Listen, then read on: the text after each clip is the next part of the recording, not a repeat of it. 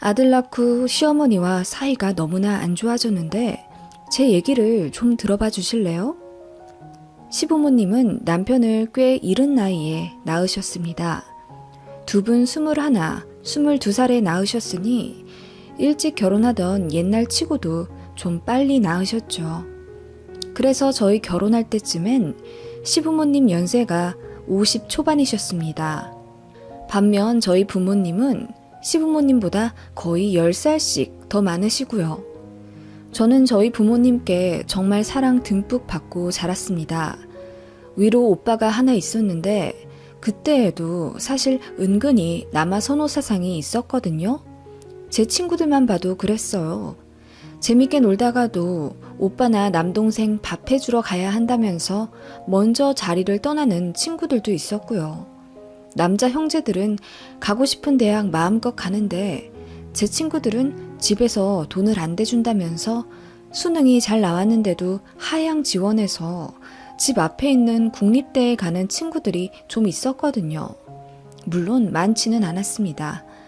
저는 집에서 남녀 차별이란 거 겪어보지도 않았고 오히려 더 사랑을 받았으면 받았지 부당한 차별은 받은 기억이 없네요. 저희 부모님부터 모범을 보이시며 밥도 같이 차리셨고 집안일도 두 분이 번갈아 가며 하셨습니다. 저희 낳고 몸이 많이 약해진 엄마를 위해 아빠가 자처해서 집안일을 하시고 주말에는 저희 데리고 캠핑이나 아빠 친구들 모임에 데리고 가서 엄마를 쉬게 해주셨어요. 엄마도 그런 아빠에게 너무나 고마워했고 서로 많이 아끼면서 사시더군요. 저는 그렇게 화목한 가정 속에서 자랐고 오빠도 아주 착하고 선하게 자랐어요. 매너도 좋고 이후에 오빠가 꾸린 가정 역시 행복이 뚝뚝 떨어집니다. 누가 더 귀하고 말고 없이 서로 평등하게 존중하는 방법을 알려주신 부모님 덕분에 저 역시 당당하게 자라났어요. 그래서인지 공부도 잘했고 일찌감치 진로 정해서 공부하고 나름 전문직 직업을 갖게 되었어요. 그러다가 2년쯤 사귄 남자친구와 결혼을 하게 되었죠. 좋았어요, 모든 게. 저도 은연중에 저희 아빠 같은 사람을 남자의 기준으로 생각했는지 가부장적이지 않고 자상한 사람을 고르게 되더라고요. 바로 제 남편이 그러했습니다. 사귀면서 제 속 한번 썩인 적 없고 참 다정한 사람이기에 연애도 행복하게 했고 결혼도 무난하게 성사했어요. 근데 제가 결혼에 대해 너무 환상이 있었나 봅니다. 결혼은 남편만 보고 하는 게 아니라 시댁이 참 중요하더라고요. 그냥 어느 정도 평범하기라도 하면 더는 바랄 것도 없었겠죠? 그런 면에서 저희 시댁은 딱히 이상할 것이 없었습니다. 저희 시부모님은 결혼 전에는 정말 젠틀하셨거든요.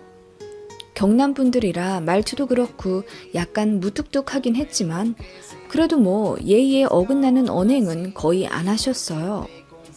결혼하기로 결정하고 신혼집 문제며 예물 예단 때문에 의견을 조율할 때도 남자 집에서 집을 해와야 하는데 집값이 너무 비싸 다 해줄 수가 없다며 반반 결혼을 하게 되는 상황에 대해 유감을 표하셨습니다.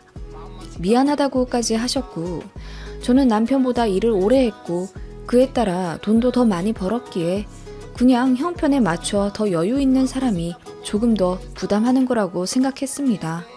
그런데 그런 시부모님이 결혼과 동시에 거의 변하시더군요. 결혼 전에는 꽤 말씀을 아끼고 조심하시더니 이제 제가 편해도 너무 편한 며느리가 되었는지 말씀을 가감없이 하시더군요. 제가 결혼하고 살이 쪄서 뒷모습이 코끼리 같다나? 돈 많이 버는데 우리 아들 기 죽이지 말라는 등 전에는 저를 꽤 존중하셨는데 어느 순간부터 저를 엄청 후려치시더라고요. 그래서 제가 가만히 있었냐고요? 아니요, 절대요. 제 외모를 비하하면 저도 참지 않고 말했습니다. 어머님, 요즘은 외모 비하만 해도 고소당해요. 어머님 며느리한테 고소당하시면 동네 창피하지 않으시겠어요? 하면서 제가 한 방 먹이면 그제야 그냥 농담이라면서 얼머무리셨죠. 그렇다고 해서 제가 진짜 살이 찐 거라면 억울하지는 않겠습니다. 오히려 살찐 건 남편이었고요. 저는 표준보다 말랐어요. 170에 55kg면 마른 거잖아요. 결혼 전에는 저더러 늘씬한 게 미스코리아 뺨친다고 하실 땐 언제고 막상 결혼하고 나니 코끼리란요. 아무튼 그렇게 저를 보실 때마다 피부가 거칠거칠한 게 나이 못 숨긴다고 하시질 않나? 머릿결이 왜 이러냐? 돈 많이 번다면서 오히려 빈티난다 등 외모 지적은 물론이었고 제가 일하느라 바빠 어머님 전화를 못 받으면 그 다음 콜백에서 이렇게 전화를 받으셨죠. 이게 누구야? 돈 버느라 바빠서 시애미 전화도 등한시한 우리 잘난 며느리 아니야. 이런 식으로 비꼬시면서 제가 어머님 전화를 못 받은 걸 둘러둘러 혼내시더라고요. 제가 본부장님 모시고 팀원들이랑 회의하고 있는데 그럼 그런 중요한 상황에서 시어머니 홈쇼핑 물건 사달란 전화를 받아야 하나요? 아무튼 어머님은 결혼하고 나서 딸처럼 편하다는 이유로 저를 이렇게 대하셨어요. 그래서 당연히 남편이랑 트러블 많았죠. 남편도 놀라더라고요. 본인 어머니가 이렇게 변할 줄은 몰랐던 거예요. 남편은 외동입니다. 그래도 어려움 없이 자랄 수 있었던 건 큰 집이랑 거의 붙어 살면서 사촌 누나들이랑 거의 남매처럼 자랐기 때문이에요. 아무튼 남편은 본인 어머니의 자상한 모습만 봐왔죠. 시아버지요? 시아버지는 그냥 말씀이 정말 거의 없었습니다. 저 오면 왔냐? 밥 먹어라. 잘 들어가라. 이 세 말씀 하시는 게 다라고 해야 하나요? 그래서 저한테 크게 관심이 없다는 게 처음엔 조금 서운했는데 어머님처럼 비수 꽂는 말 하시는 것보단 오히려 이게 나은 것 같네요. 아무튼 그렇게 저는 시어머님 때문에 남편이랑 자주 싸웠어요. 남편은 처음엔 본인도 당황스러워 했지만 악의적인 의도가 있어서 저한테 상처 준 건 아니라고 하면서 본인 어머니 편을 들더라고요. 네, 엄청 싸웠죠. 제가 아주 뒤집어 버렸습니다. 와이프인 내 말을 안 믿으면 나는 누구를 믿고 살아야 하냐. 내가 어머님 뵐 때마다 녹음기 들고 다니며 녹취록을 작성해야 배우자 말을 믿겠느냐 등등 화를 엄청 냈고 남편도 몇 번의 큰 싸움 뒤에 정신 차리고 제 편이 되어주더라고요. 본인도 어머니의 본 모습을 제대로 보았고요. 아무튼 그러면서 말해준 사실이 있었답니다.